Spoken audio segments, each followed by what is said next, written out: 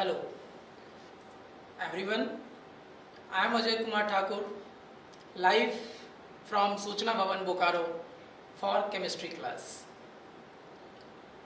जैसे कि मैंने लास्ट क्लास में जो बताया था आपको, क्योंकि अभी हम केमिकल काइनेटिक्स पढ़ रहे हैं, जिसमें हमने लास्ट क्लास में आपको average rate of reaction, instantaneous rate of reaction, इसके बारे में डिस्कस किया था, जिसमें how can you find out the average rate of reaction and instantaneous rate of reaction and their differential terms, उसके बारे में भी मैंने डिस्कस किया था। आज हम देखेंगे rate of reaction and stoichiometry of reaction, इसके बारे में देखेंगे। हम इस टॉपिक को ले रहे हैं और हम ये सपोज करते हैं that is A plus B C plus D एक केमिकल रिएक्शन है, सपोज कर रहे हैं, जहां ये क्या है हमारा रिएक्टेंट और this one C and D are product. In this reaction A consumed with B or A react with B gives product C and D। ये प्रोडक्ट आ रहा है हमारा, यानी ये जो रिएक्शन को कंसीडर किया है। लास्ट क्लास में हमने ये भी बताया था जो कंसंट्रेशन है दैट इज रेट ऑफ, जो रेट कैलकुलेट कर रहे हैं हम, the rate is change in concentration per unit time. उसमें मैंने ये भी बताया था कि during the reaction, any chemical reaction, the concentration of reactant decreases whereas the concentration of product increases. तो यानी ये जो रिएक्टेंट है यहाँ पे A और B, जो ये रिएक्टेंट है, इसका कंसंट्रेशन डिक्रीज कर रहा है और C और D जो प्रोडक्ट्स में है कंसंट्रेशन इंक्रीज कर रहा है। तो जैसा कि मैंने ये बताया कि A जो है, जो B मतलब A मोल, जिसमें जो इसका मोलिकुलरिटी जितना भी होगा, जिसको A B C D वो बाद में हम आगे एक्सप्लेन करेंगे, वहां पे ये देखना है कि जो हम कंजम्पशन, यानी ये जो रिएक्टेंट है, तो इन terms of reactant whenever we are calculating, then we can write rate of consumption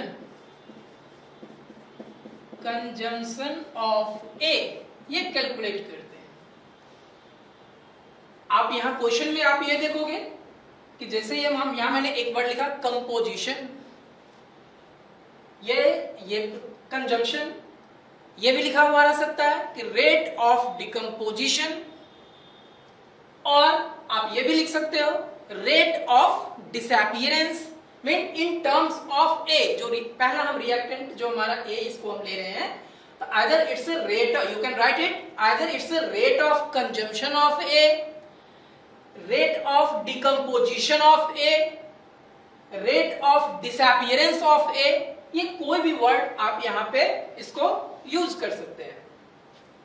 तो जैसा कि रेट जब कर रहे हैं तो ये क्या हो जाएगा, minus D A by D t, negative sign. जैसा कि मैंने ये भी बताया था कि रेट इज नेवर निगेटिव, तो वो जो वैल्यू है उसको पॉजिटिव बनाने के लिए ये माइनस मल्टीप्लाई करते हैं।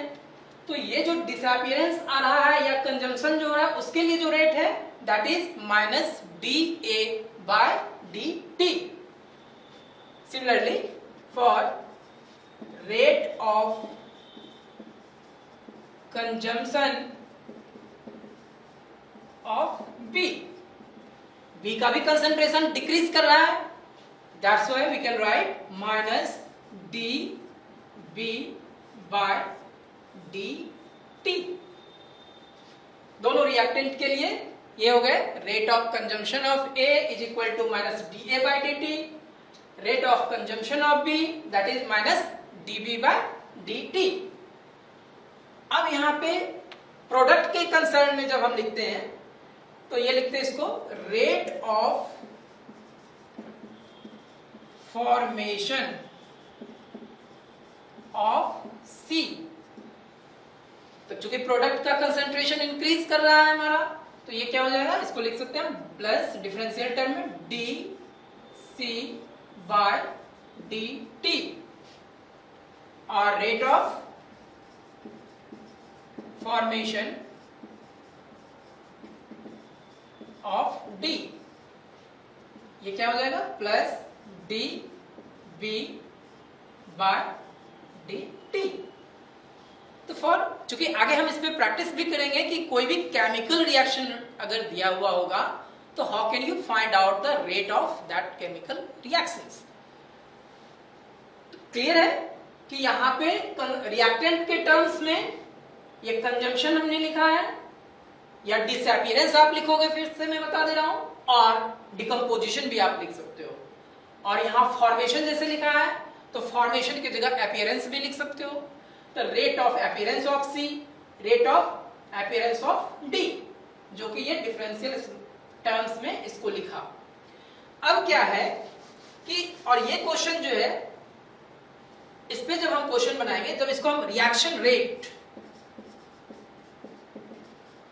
कैलकुलेट करेंगे, तो रिएक्शन रेट क्या हो जाएगा, minus D A by D T equal to minus D B by D T equal to plus D C by D T equal to plus D D by D T.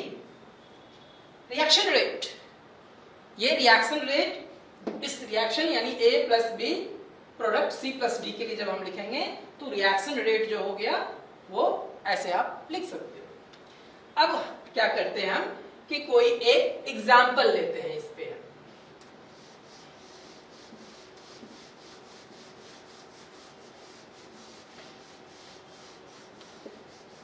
Example एक लेते हैं, यानी N2 plus 3H2, ये हो गया 2NH3।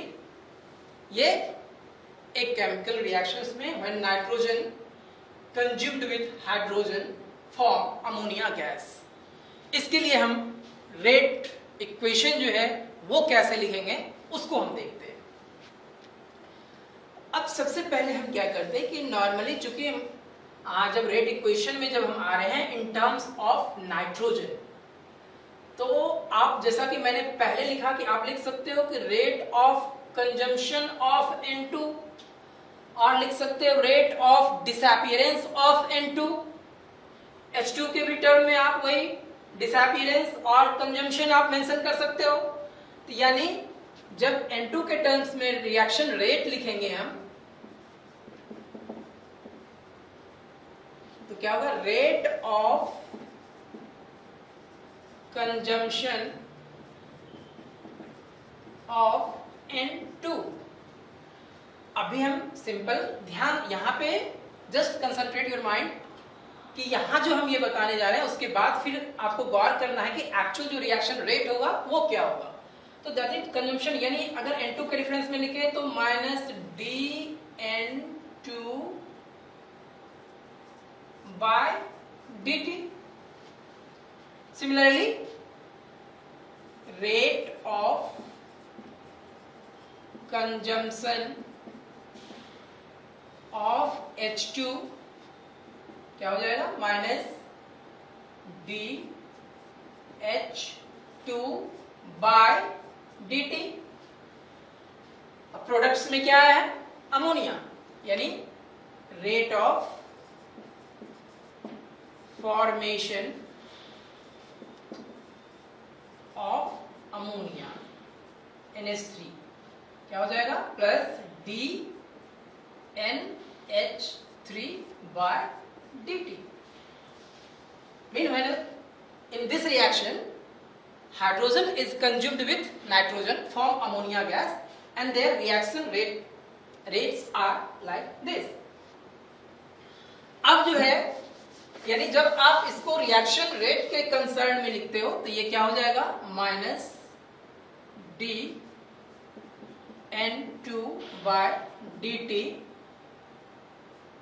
not equal to minus dH2 by dt not equal to plus dNH3 by dt. अब ये mind में क्वेश्चन होगा आपको कि मैंने इससे पहले जो लिखा था तो उसमें लिखा था कि whenever you are writing reaction rate, तो जो डिफरेंशियल टर्म्स जो कंजम्पशन और फॉर्मेशन है उसके टर्म्स में वो सारे इक्वल थे, बट मैंने यहाँ पे मेंशन किया it is not equal to this rate. Why? अब इसके लिए देखिए कि मैं ये क्या कर रहा हूँ, यहाँ पे ये जो रिएक्शन है हेडिंग जो हमारा है rate of reaction and stoichiometry of reaction. तो जब ट्रू रिएक्शन लिखेंगे हम, ट्रू रिएक्शन मीन कि यहाँ ये मेंशन नहीं हुआ है कि how much molecularity of hydrogen consumed with nitrogen. Here you can see 3 mole of hydrogen consumed with 1 mole of nitrogen gives 2 mole of ammonia. तो जब आप ट्रू रेट रिएक्शन जब आप लिखोगे तो ट्रू रिएक्शन रेट में क्या हो जाएगा, rate of consumption of N2 minus D, ये तो यही है क्योंकि इसमें मोलिकुलरिटी 1 है तो dN2 by dt. rate of consumption of H2, ये क्या हो जाएगा, माइनस 1/3 dH2 by dt. जो मोलिकुलरिटी है वो स्टोइचियोमेट्री में जब रेट इक्वेशन लिखते हैं हम तो वो डिवाइड हो जाता है. अब इसी तरह से यहाँ formation, it's a formation of ammonia, तो जब इसके लिए लिखेंगे हम लोग rate of formation of ammonia, तो ये क्या हो जाएगा, plus 1/2 dNH3 by dt. 2 molecularity था, ये डिवीजन में आ गया. तो true reaction rate is like this. इसलिए यहां मैंने नॉट इक्वल टू लिखा क्योंकि यहां पे जो मोलिकुलरिटी था उससे मेंशन नहीं किया गया. तो इसलिए अब इसका जब हम रिएक्शन रेट में कैलकुलेट करेंगे तो क्या हो जाएगा, प्लस या यहां से अगर आप लिखते हो तो 1/2 dNH3 by dt equal to minus 1/3 dH2 dt equal to minus dN2 by dt. This is true reaction rate. ये जो है आपका वो क्या है, ट्रू रिएक्शन रेट. इस बेसिस पे आप कोई भी केमिकल रिएक्शंस जो है, इसका मतलब है जो स्टोइचियोमेट्री में यहाँ पे आ गया कि first of all right the balanced chemical equation. अगर वो बैलेंस नहीं है तो आप क्या करिए, उसको बैलेंस्ड फॉर्म में लिखिए. तो बैलेंस्ड फॉर्म में जब आ जाएगा वो, उसके बाद आप जो है उसको रिएक्शन रेट जब कैलकुलेट करेंगे तो that reaction rate is true reaction rate. And you can write, there are number of examples in your NCERT book or any other book. You can write down the reaction rate. जैसे मैं एक example और लेता हूं reaction rate लिखने के.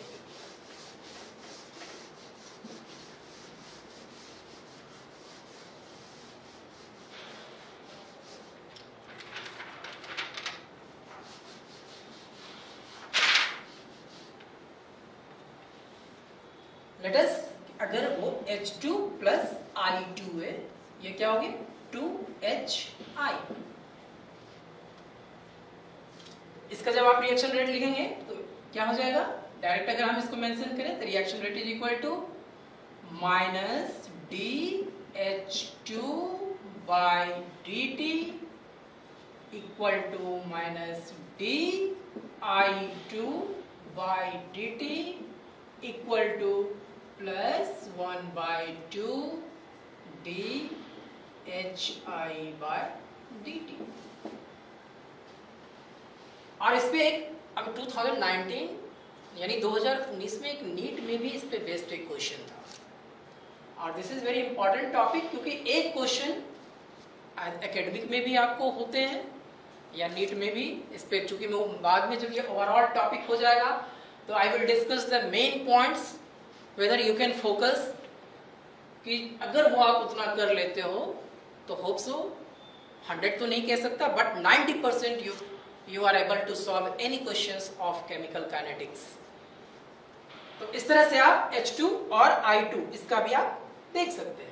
तो इस इक्वेशन को, ये जो AB plus A plus B C plus D लिखा, जब हम जनरलाइज कर दें इस इक्वेशन को, तो जनरलाइज इक्वेशन में जो होगा वो क्या होगा उसको देखते हैं।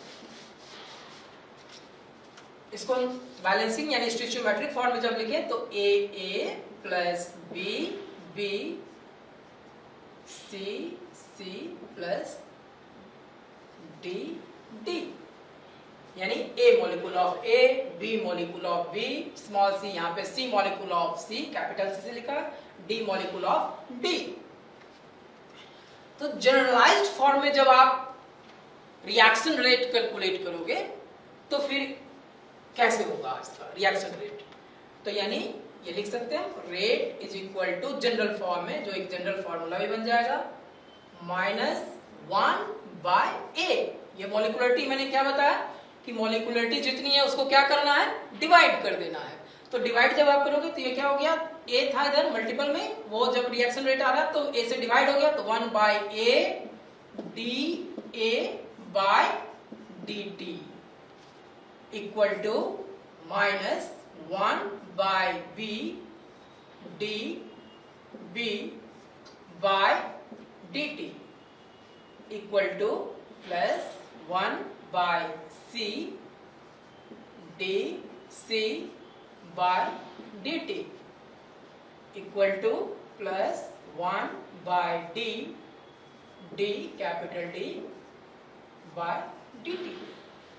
This is the generalized form of reaction rate and you can write like this। अब इस पे मैं एक नेक्स्ट एक जैसे क्वेश्चन ले लूं कि अगर ये रिएक्शन है 2N2O5G, रिएक्शन है 4NO2G plus O2G। I think कि अगर आप इस रिएक्शन का, अगर आपको रिएक्शन रेट लिखना हो तो होप सो कि आपसे सॉल्व कर सकते हो, आप लिख सकते हो कि इसका रिएक्शन, इस रिएक्शन का रिएक्शन रेट क्या होगा। First of all see is it balanced? I think it's your balanced equation, ये बैलेंस्ड इक्वेशन है। तो जब आप इसका रिएक्शन रेट लिखेंगे तो रेट इसके लिए क्या हो जाएगा, -1 बाय 2 dN2O5 बाय dt। क्योंकि ये अगर आएगा तो इस पे एक आपका न्यूमेरिकल भी बन जाएगा, इसके बाद इस पे हम एक क्वेश्चन भी बना के देखेंगे।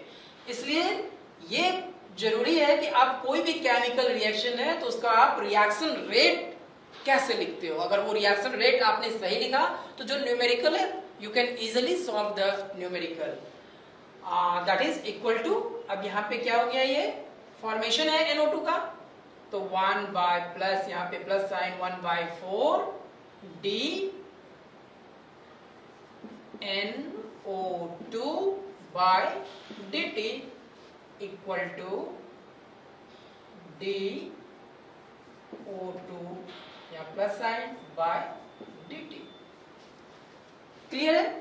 इस तरह से और कोई एग्जाम्पल है जिसको भी आप बना सकते हो, जैसे वो एक H2 प्लस I2 का भी बनाया, और बुक्स में भी बहुत सारे एग्जाम्पल है, जिस एग्जाम्पल को आप जो है सॉल्व करके रेट इक्वेशन देख लो। नेक्स्ट मैं अब इस पे एक न्यूमेरिकल क्वेश्चन को लेता हूं कि देखो उसके न्यूमेरिकल क्वेश्चन आप how can solve the numerical problem on the basis of this whenever you are writing the reaction rate. Question है the reaction 3A 2B plus C, ये reaction है 2B plus C is carried out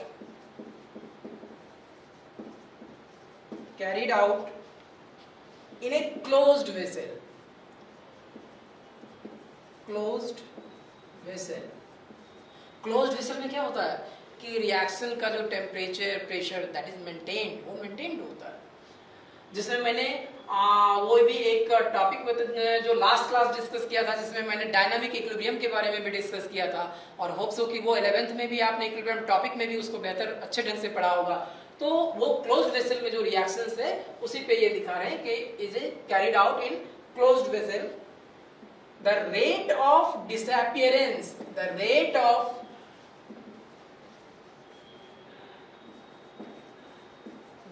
disappearance of A, that is minus dA by dt, is 0.1 mole per liter per second. Calculate dB by dt and dC by dt. ये question है. First जो types है उस type पे मैंने ये question लिया है कि जो रिएक्शंस है वो मेरा ये है 3A2B plus C. It's a stoichiometric जो रिएक्शन है, बैलेंस्ड रिएक्शंस वो यहाँ पे दिखा रहा है क्योंकि मॉलिक्यूलरिटी यहाँ 3 है और इसका भी 2 और 1 यहाँ पे 3 है. तो जब आप A के लिए रिएक्शन रेट लिख रहे हैं तो रेट क्या हो गया, that is minus 1/3 dA by dt equal to 1/2 dB by dt, यानी यहाँ प्लस साइन है, प्लस dC by dt. ये रिएक्शन रेट हो गया. अब हमको कैलकुलेट क्या करना है, dB by dt and dC by dt. इसको जब हम यहां से ये ले रहे हैं क्या हो गया, माइनस, इसको लिख सकते हैं आप -1/3 dA by dt equal to 1/2 dB by dt. तो जब dB by dt कैलकुलेट करेंगे, dB by dt कैलकुलेट करेंगे तो क्या हो जाएगा, -2/3 dA by dt. अब ये dA by dt जो है, ये इसका जो वैल्यू है वो कितना है, 0.1 मोल पर लीटर पर सेकेंड. यानी ये कितना हो गया, 2/3 इंटू 0.1 मोल पर लीटर पर सेकेंड. क्लियर है. ये रिएक्शन रेट जो है, जब हमको dB by dt, पहले हम dB by dt कैलकुलेट कर रहे हैं, तो अकॉर्डिंग टू दिस रिएक्शन ये -1/3 dA by dt equal to 1/2 dB by dt हो गया. तो जब dB by dt कैलकुलेट करेंगे तो ये 2 मल्टीपल टर्म में यहाँ पे, यानी 2/3 dA by dt, और dA by dt का वैल्यू हमको दिया हुआ है 0.1 मोल पर लीटर पर सेकेंड. तो नाउ कैलकुलेट इट. जब इसको आप कैलकुलेट करोगे, आई थिंक इट विल 0.067 मोल पर लीटर पर सेकेंड ये आ जाएगा. क्लियर है. अब हम कर ये dB by dt हमने कैलकुलेट कर लिया. अब हम क्या करते हैं कि dC by dt कैलकुलेट करते हैं. अब यही है -1/3 dA by dt. आप लिख सकते हो इसको dc बाय dt। तो dc बाय dt जो यानी जब आप कैलकुलेट कर रहे हैं तो क्या हो गया 1/3 और फिर वही da बाय dt का वैल्यू तो हमको दिया हुआ है इंटू 0.1 मोल पर लीटर पर सेकेंड। जब आप इसको कैलकुलेट करेंगे तो ये आएगा लगभग 0.033 मोल पर लीटर पर सेकेंड। 0.33 मोल पर लीटर पर सेकेंड। आपने देख लिया क्वेश्चन। जब आप रेट इक्वेशन यानी कोई भी केमिकल इक्वेशन आपको दिया हुआ है, रेट का वैल्यू दिया हुआ है, तो आप either formation, decomposition, disappearance, appearance, चूंकि क्वेश्चन में जैसे यहाँ पे मैंने पहले भी कहा था कि ये डिसअपियरेंस लिखा हुआ है, हो सकता है वहाँ पे फॉर्मेशन लिखा हुआ होता, हो सकता है वहाँ कंजम्पशन लिखा हुआ होता, तो meaning is same. So like this you can solve this problem. अब हम देखते हैं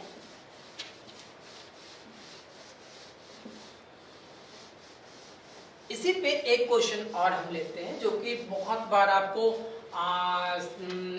पूछा गया है। एकेडमिक जो सीबीएसई में 12th बोर्ड में जो है वो क्वेश्चन आपको बहुत बार उस पे बेस्ट वो क्वेश्चन पूछा गया है। सो होप सो कि वो ये भी देखिए आपको ऐसे ही बन जाएगा। क्वेश्चन है the gas phase decomposition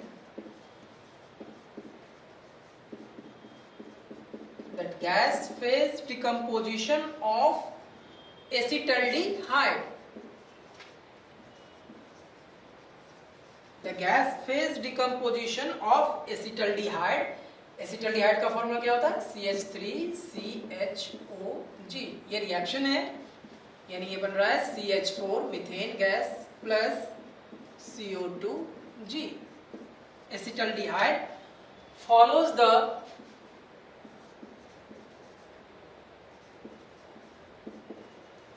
rate expression,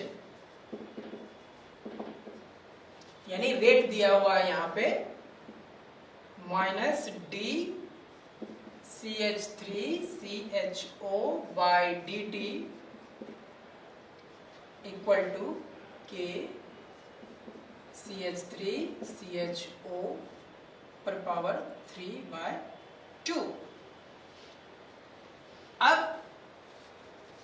यहां पे ये देखना है कि ये जो क्वेश्चन है ये इन टर्म्स ऑफ पार्शियल प्रेशर दिया हुआ है। In terms of partial pressure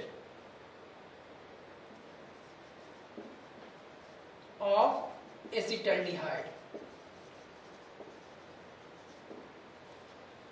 acetaldehyde, it can be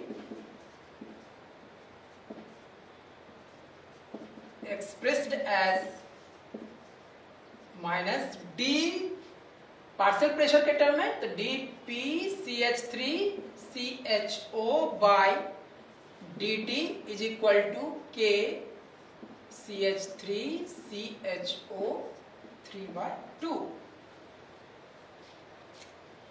अब ये क्वेश्चन है कि if the pressure is measured in terms of atmosphere, pressure का यूनिट भी है, एटमॉस्फेयर यूनिट होता है, तो pressure is measured in terms of atmosphere and जो टाइम है time is measured in minute.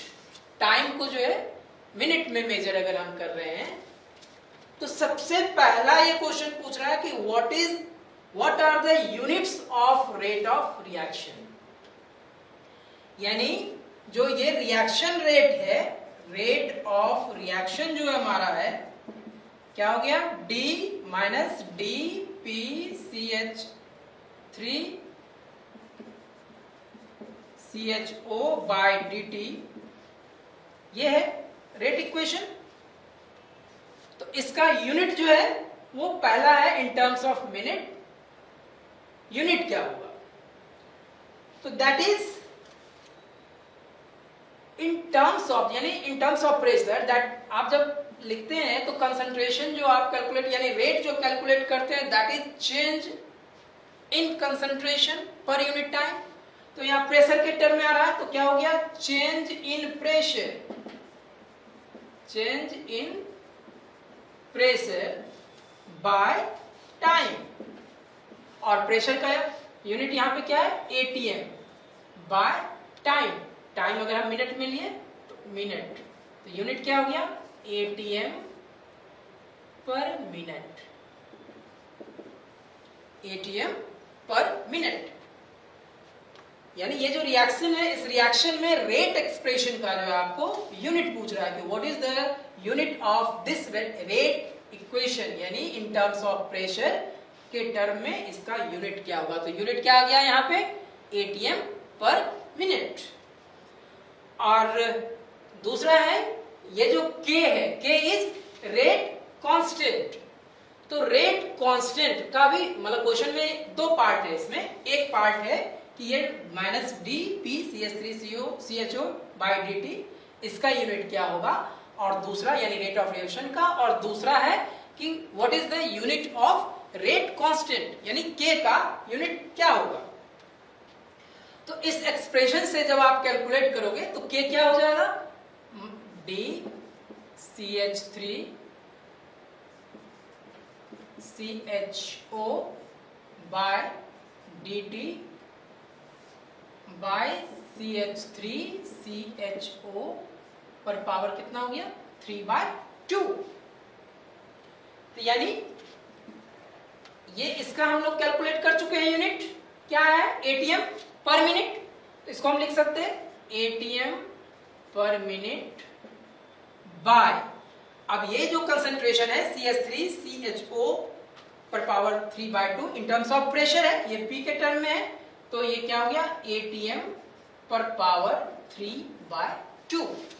Clear है।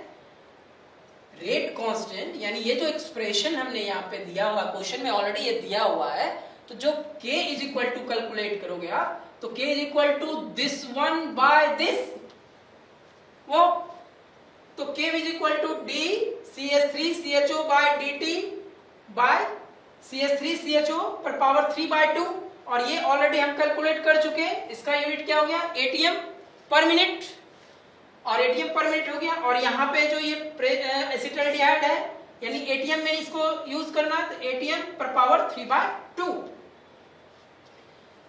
तो जब आप इसको कैलकुलेट करोगे तो ये क्या हो जाएगा, एटीएम, ये 3/2 ऊपर में जाएगा, नीचे प्लस है, ऊपर में जाएगा क्या हो जाएगा, माइनस। तो यानी ऑलरेडी यहाँ पे 1 है, तो 1 माइनस 3/2 यानी क्या हो गया, 2 माइनस 3/2 दैट इज माइनस 1/2, यानी एटीएम पर पावर माइनस 1/2 पर मिनट, पर मिनट। ये इसका क्या हो गया, यूनिट हो गया। तो इस इक्वेशन में बेसिकली रेट कांस्टेंट और रेट ऑफ रिएक्शंस का यूनिट जो है वो पूछा गया है, इस तरह से, जो कि आपके एक्सरसाइज में भी है और आप आसानी से इसको आप बना सकते हो। अब हम आगे बढ़ते हैं। यहाँ पे अब हम ये देखते हैं कि कंसंट्रेशन जो है that is concentration dependence of reaction rate यानी डिफरेंशियल रेट लॉ, उसको देखते हैं कि what is differential rate law, यानी concentration dependence of reaction rate, that is differential rate law। इसको देखते हैं। The rate law depends upon the concentration of reactant।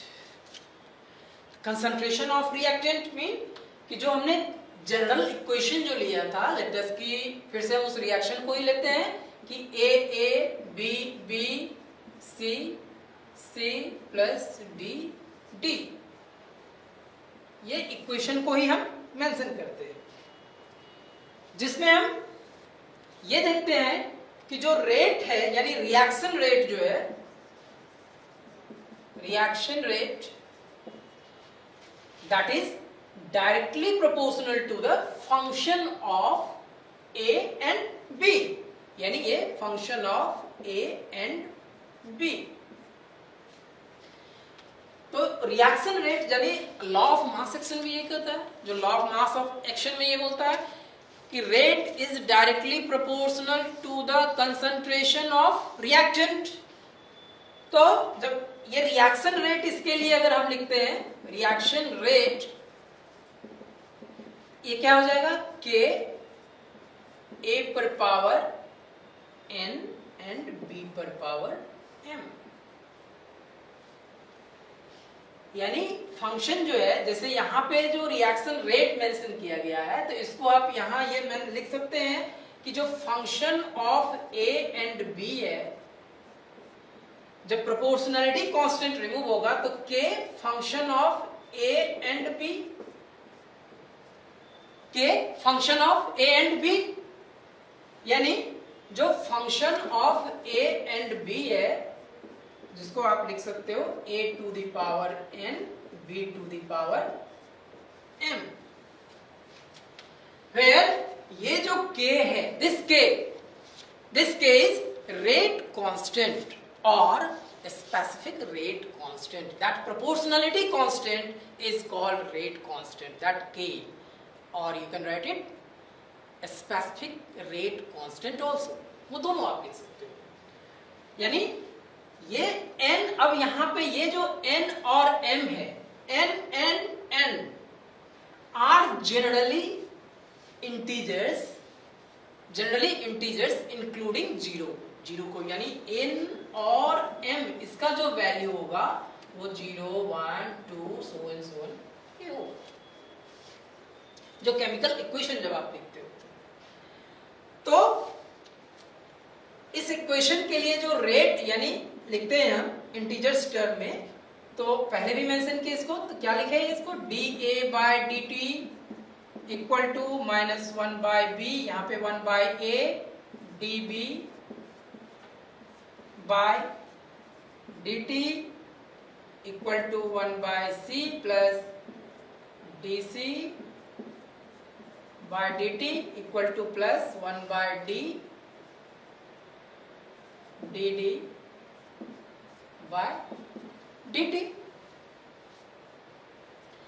यानी रिएक्शन रेट के अकॉर्डिंग जो law of rate of reaction से लिखते हैं, यानी रेट ऑफ रिएक्शन हम लिख सकते हैं इसको कि -1/a dA by dt is equal to, ये जो रेट रिएक्शन रेट जो है, रिएक्शन रेट याद 1/a dA बाय dt और 1/b dV by dt, products के term 1/c dC by dt और 1/d dV by dd by dt। तो rate of reactions जब आप लिख रहे हो, तो यहां आप ऑलरेडी देखें कि रिएक्शन रेट क्या लिखा हुआ, के ए पर पावर n बी पर पावर m, यानी ये हम लिख सकते हैं के ए पर पावर n इंटू बी पर पावर m। सिमिलरली जैसे a के लिए अगर ये लिखा कि इन टर्म्स ऑफ a, जो a के टर्म्स में रेट जो है रेट कांस्टेंट में के साथ जो हमने लिखा है, similarly you can write for b -1/b dB by dt is equal to क्या हो जाएगा, k a पर पावर n b पर पावर m, यही होगा। वैसे ही अगर c के लिए लिखें तो क्या हो जाएगा, +1/c d dc by dt is equal to k a पर पावर n b पर पावर m, सेम ये होगा। और d के लिए जब रिएक्शन रेट वहां पे लिखे तो क्या हो जाएगा, +1/d dd by dt is equal to k a पर पावर n b पर पावर m, ये हो जाएगा। क्लियर है। जो रिएक्शन रेट यानी रेट लॉ, जो डिफरेंशियल रेट इक्वेशन जो हम लिख रहे हैं उस बेसिस पे। अब हम देखते हैं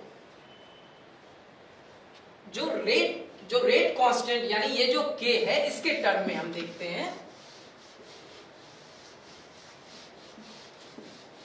कि rate constant of A reactions, जो k जो हमारा रेट कांस्टेंट है वो मेंशन करते हैं, यानी rate constant of a reaction, यानी रिएक्शन रेट क्या हो गया, reaction rate is equal to k a पर पावर n b पर पावर m है।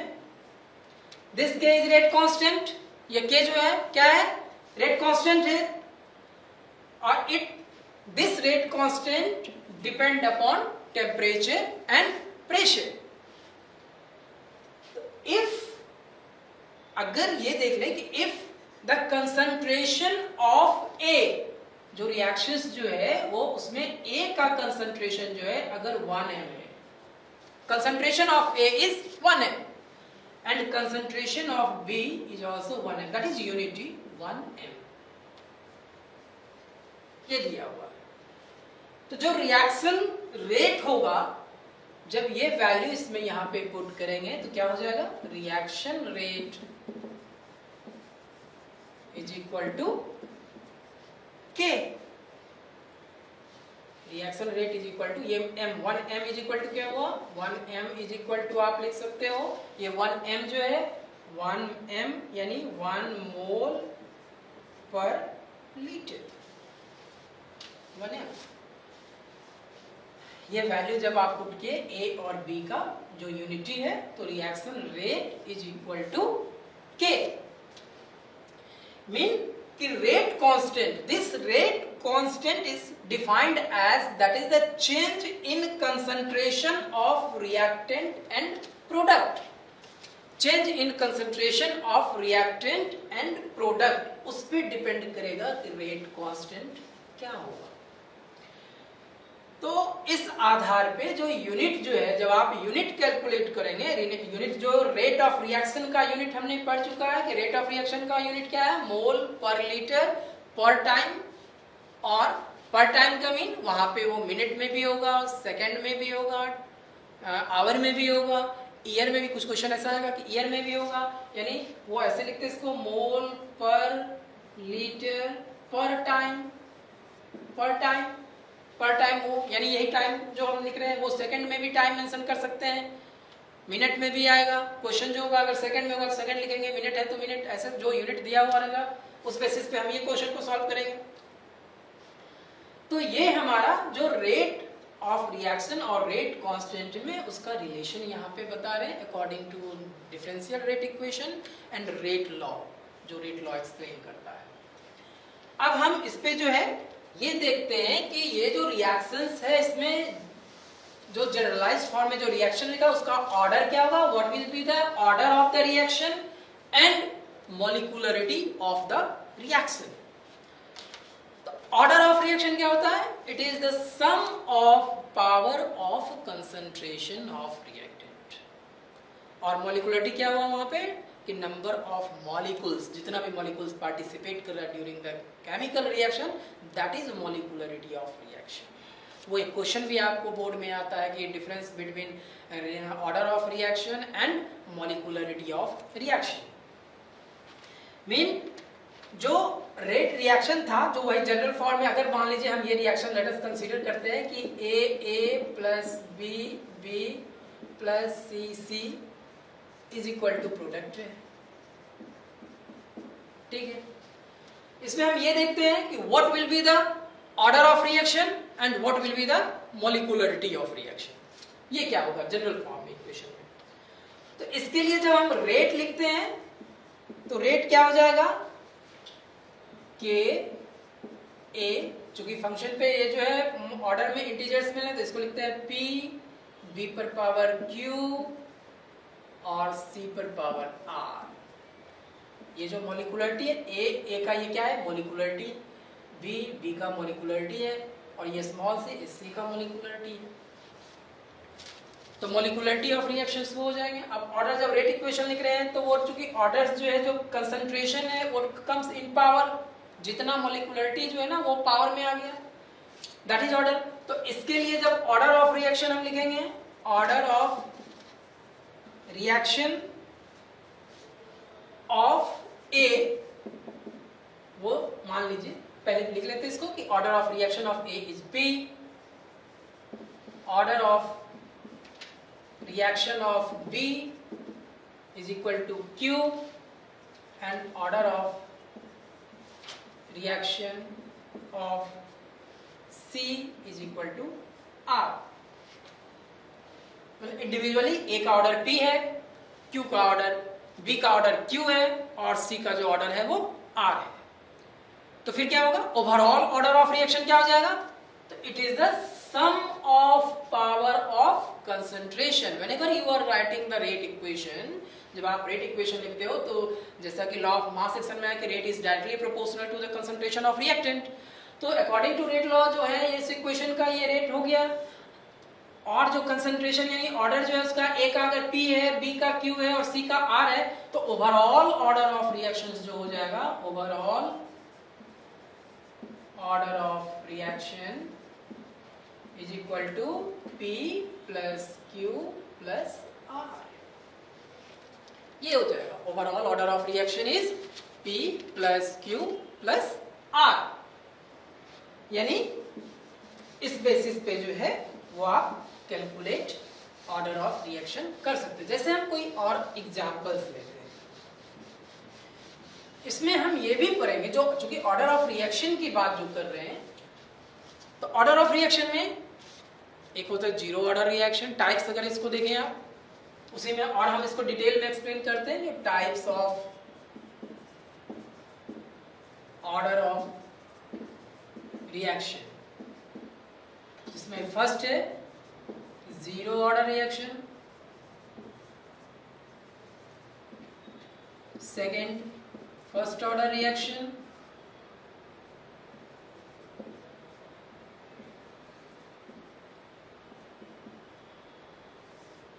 सेकेंड ऑर्डर रिएक्शन, ये मेनली, लेकिन 12th क्लास में बेसिकली हमको जीरो ऑर्डर और फर्स्ट ऑर्डर रिएक्शन देखने हैं। लेकिन क्वेश्चन जो आपको होगा, अगर कहूं तो एक क्वेश्चन आउट क्वेश्चन होता है, either it's a NEET examination or your CBSE board exam or state board examination.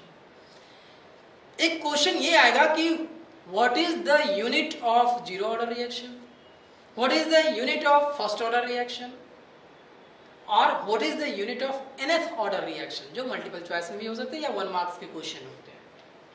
तो ये जो जीरो ऑर्डर रिएक्शन है, यानी इसके लिए अगर हम ऐसे एक्सप्रेशन, मैथमेटिकल एक्सप्रेशन लिखें तो लिख सकते हैं कि रेट इज इक्वल टू, अगर k a पर पावर 0, इसके लिए लिख सकते हैं रेट k a पर power 1, mathematical expression, rate k a पर पावर 2, यानी this power represents the order of reaction. ये जीरो ऑर्डर रिएक्शन है, ये फर्स्ट ऑर्डर रिएक्शन है और ये सेकेंड ऑर्डर रिएक्शन। मेन अब हम इसका जो है, जो zero order, first order, second order जो रिएक्शंस है, इस बेसिस पे एक क्वेश्चन को हम देखते हैं और इसका यूनिट भी कैलकुलेट करेंगे। लेकिन यूनिट कैलकुलेट करने से पहले एक इंपॉर्टेंट क्वेश्चन जो बहुत बार रिपीट किया गया है उसको हम देख लेते हैं। क्वेश्चन है, एक्सप्रेस द रिलेशनशिप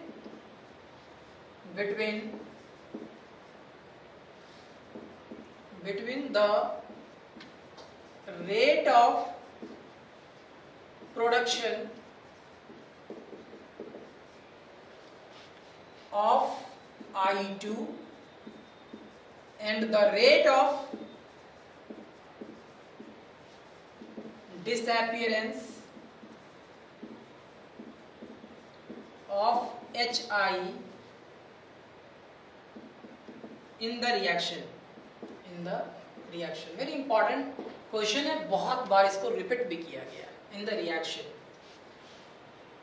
डिकम्पोजिशन, यहाँ पे क्या था, express the relation between the rate of production of I2 and the rate of disappearance of HI। Disappearance of HI यानी 2HI, अगर ये रिएक्शंस ऐसे क्वेश्चन में दिया हुआ रहेगा H2 प्लस I2। तो इस बेसिस पे यानी ये रिलेशन फाइंड आउट करना है, express the relationship between the rate of production of I2 and rate of disappearance. I think ये मेरा होमवर्क भी है कि इसको आप बना के भी देखें कि इसका जो रेट होगा वो क्या होगा और क्या उसमें रिलेशन होगा, वही इसमें इस क्वेश्चन में पूछ रहा है। और इसी के साथ एक और क्वेश्चन है, वो है the rate of formation of dimer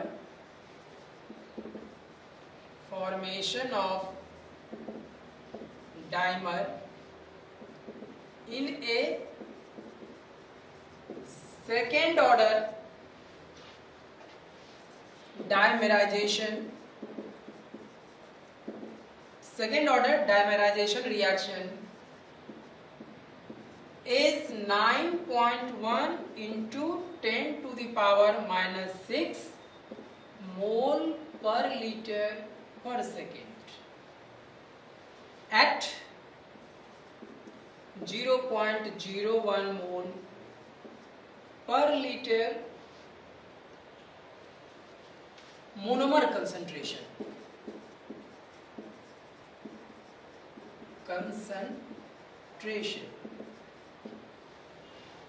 calculate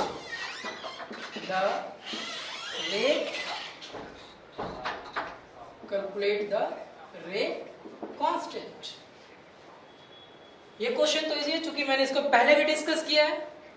और इस पे सेकंड क्वेश्चन जो है, the rate of formation of dimer in A second order dimerisation reaction is 9.1 into 10 to the power minus 6 mole per liter per second at 0.01 mole per liter the monomer concentration, calculate the rate constant। Mean dimer है तो dimer का इसका मतलब ये क्या हो गया, reactions क्या हो जाएगा, इसको मैं सॉल्व कर देता हूं कि ये 2A ये क्या बन जाएगा A2। लेट के रिएक्शन सपोज कर लेना है कि 2A A2 डाइमराइजेशन कर रहा है, यानी ये जो मॉलिक्यूल्स है, 2 molecules of A after dimerization it form A2, वो A2 बनेगा। तो रेट जब आप लिखेंगे whenever you are writing the rate, तो रेट क्या हो जाएगा K A पर पावर 2। क्लियर है, क्योंकि इतने एग्जांपल्स मैंने अब ले लिए, होप्स हो कि आपको आसानी से जो है वो आप रेट ऑफ रिएक्शन जो रेट जो होगा उस रिएक्शन का वो easily you can calculate it.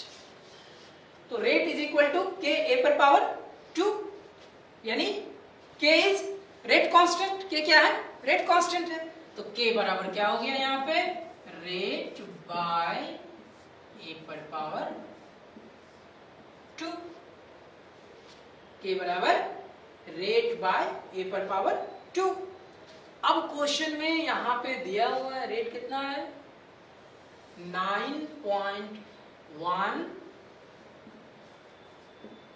into 10 to the power minus 6 मोल पर लीटर पर सेकेंड। ये क्वेश्चन में रेट का वैल्यू यहाँ पे दिया हुआ है।